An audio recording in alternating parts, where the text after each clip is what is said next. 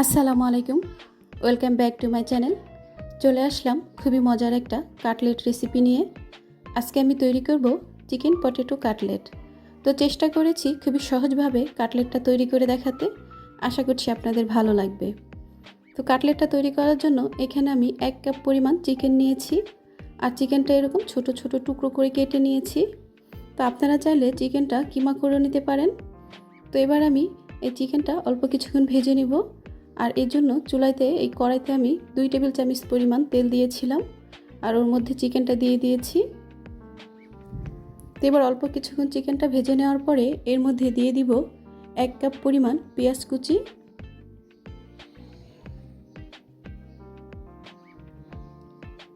এবার চিকেন আর পেঁয়াজটাকে আমি আরও কিছুক্ষণ ভেজে নিব।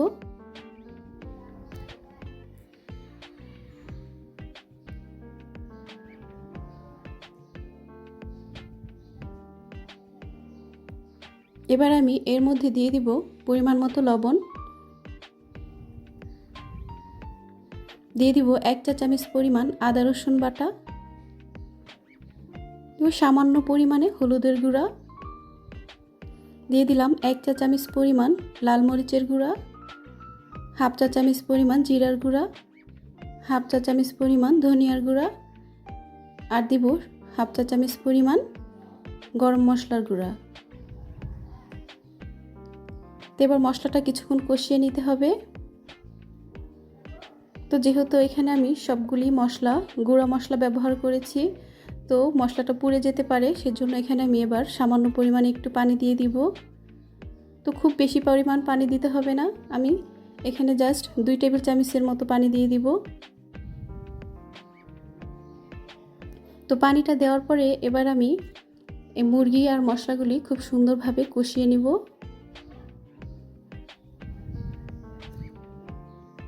তো আমার মুরগিটা প্রায় হয়ে আসছে। তো এই পর্যায়ে আমি এখানে দিয়ে দিচ্ছি 2টা কাঁচামরিচ কুচি। তো এবার আমি এর মধ্যে দিয়ে দিব 1 কাপ সেদ্ধ আলু। আলুটা আমি আগে থেকেই সিদ্ধ করে তারপরে এভাবে করে ভর্তা করে রেখেছিলাম। এবার চিকেনের সাথে আলুটা খুব ভালো করে মিক্সড করে নিতে হবে।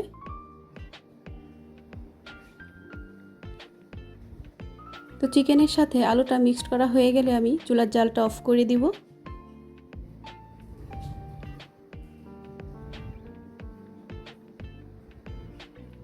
তো আমার কাটলেটের পুরটা রেডি।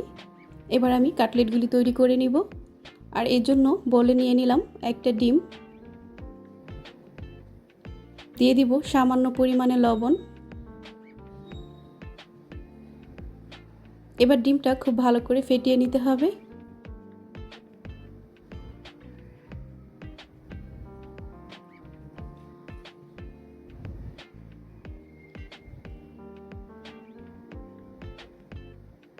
তো এবার আমি এই চিকেনের পুরটা থেকে সামান্য পরিমাণে একটু পুর নিয়ে একটা কাটলেটের শেপ দিয়ে দেখিয়ে দিচ্ছি।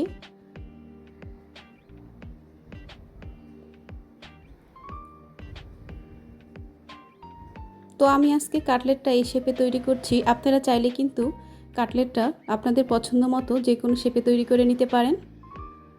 তো এবার এই কাটলেটটা আমি ডিমের মিশ্রণের মধ্যে চুবিয়ে তারপরে ব্রেড ক্রামে গড়িয়ে নিব।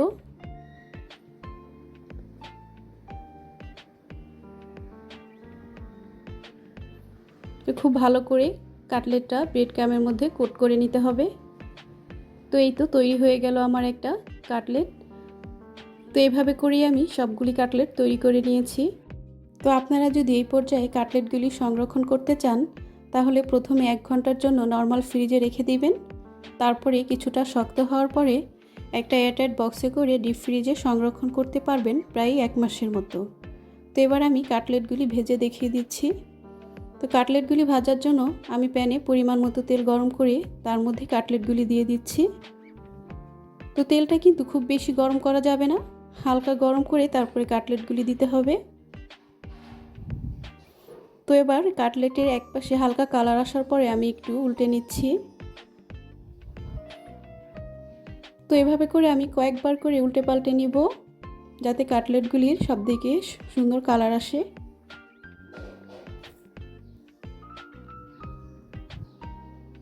তো এই তো আমি এরকম গোল্ডেন কালার করে কাটলেটগুলি ভেজে তারপরে তুলে নিচ্ছি। তৈরি হয়ে গেল আমার মজার চিকেন পটেটো কাটলেট। তো আমি আশা করছি আমার আজকের রেসিপি আপনাদের ভালো লেগেছে। তো রেসিপি ভালো লাগলে ভিডিওতে একটা লাইক দিয়ে দিবেন। আবারও চলে আসবো নতুন কোনো রেসিপি নিয়ে। সেই পর্যন্ত সবাই অনেক বেশি ভালো থাকবেন।